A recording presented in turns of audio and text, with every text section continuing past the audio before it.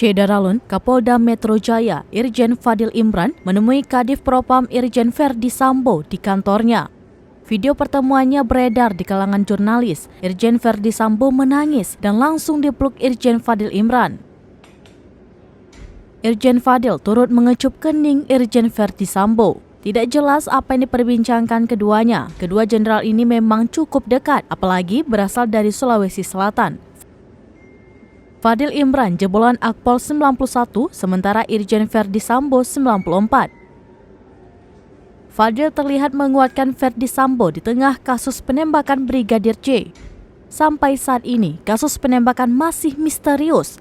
Presiden Jokowi dan Mahfud MD meminta peristiwa ini diselesaikan secara profesional.